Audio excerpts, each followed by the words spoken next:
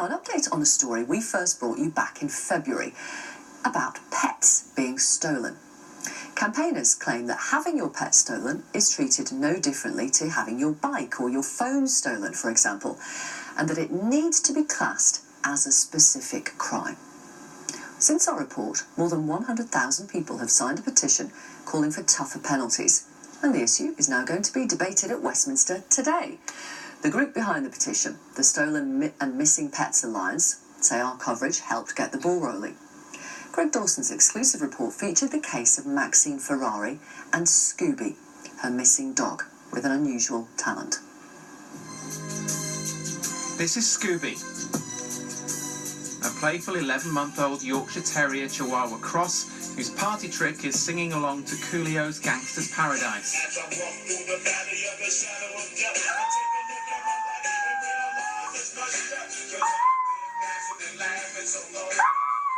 The last time Max saw her dog was a Tuesday morning in September before she went to work.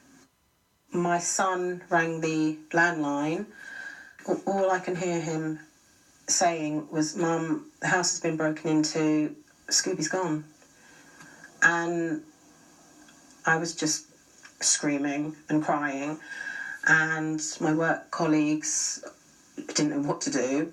I remember coming through here, going to the front door and just looking at the big hole in the door, and I just remember just collapsing and just crying and crying and crying because he's gone, completely gone. Every morning when you wake up, it's like it's happened again, you know, because that's the first thing on your mind is, where is he? What's he doing? Is he being looked after? Are they being kind to him? And not a day goes by when you don't think about that.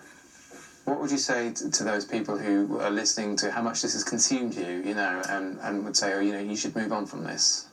Yes, I mean, I can understand what they're thinking, but, you know, I see it similar to how you would love your mother or your daughter or your son or your father.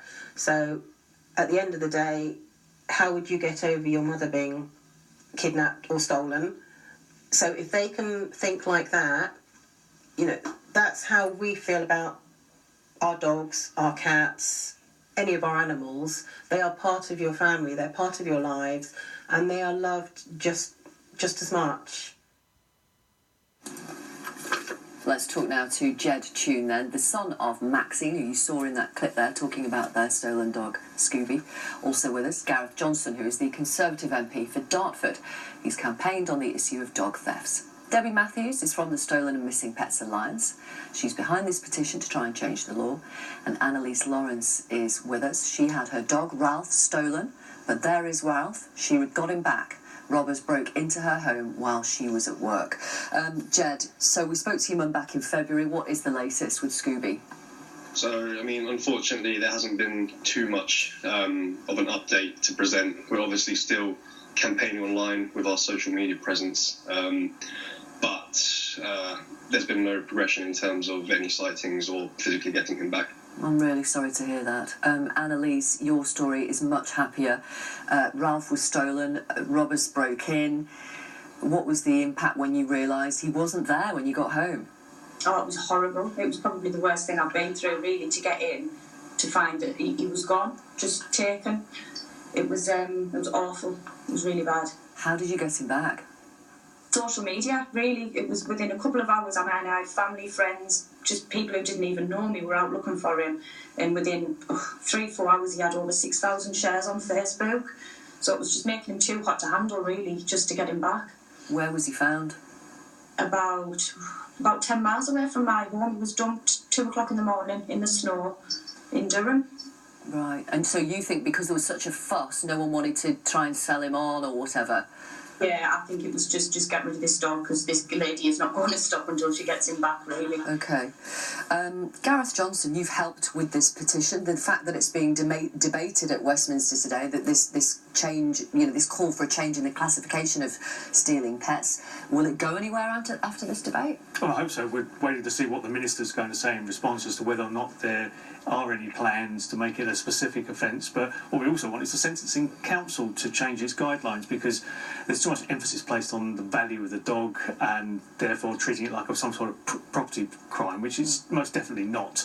This is a theft of a member of the family very often, and the current way that we deal with this misses the whole point. I've got a dog at home that's worth about 50p, but it's priceless to me, and it's devastating to both the owners and the dogs themselves when they're stolen, taken from their owners, and I think the law should reflect that, and it doesn't at the moment, and so should the sentencing guidelines, which also don't. Right. Why should the law reflect that? They're our most precious possessions, aren't they? The Sentencing Council include cars and bicycles, but not our pets. And in the Theft Act, they refer to mushrooms and wild animals, but not domestic pets. It's very, very simple amendments we're asking for. Do you think the theft of dogs in particular is on the rise? Yes. I work with Dog Lost and loads of groups on Facebook. This lady probably was helped by those people on Facebook and Twitter. And year on year, it's got worse and worse. And what's your reasoning, do you think, for that? Why? Some for ransom, some for reward money. Sadly, some are passed on to breeding farms, and even a few dogs have turned up after they've been involved in fights, dog fighting. So it's traumatic for the pet owner. They are part of our families. Jed, how is your mum? What is the impact on your family of not having your dog at home for the last few months? Yeah, so it's obviously been around 10 plus months now.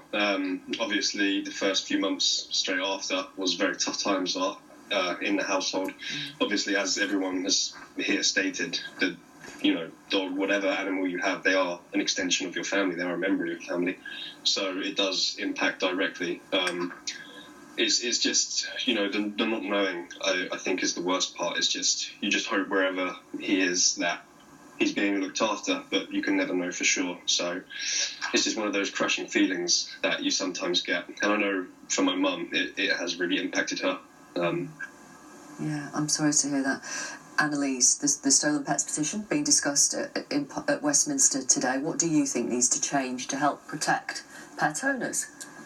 You need a tougher law on it, really, because it's, like you say, there's nothing that people don't take into consideration, that they are like treasured possessions, really. I mean, he is my baby, and the police weren't really that helpful when they did come to the house. It was like they weren't really knowledgeable about it, and it just, a lot needs to change, really. Yeah. He's very tired, Ralph, isn't he? Yeah, breakfast, and he's been getting all hyped up to be on television. Oh. Does he has to have a little nap after breakfast, does he? Yeah, he likes a nap. Thank you very much, all of you. We'll see what happens after the debate today. Obviously, we'll continue to follow this. What's this? We've got a drop-in event in Parliament from 1 till 4 today, so any MPs that can't come to the debate, they have their social media pictures, so hopefully... So they'll have a selfie with that? Yes. Yeah. Okay. Thank you. Cheers, Debbie. Thank you very much. Thank you for coming on the programme. Quick bit of breaking news.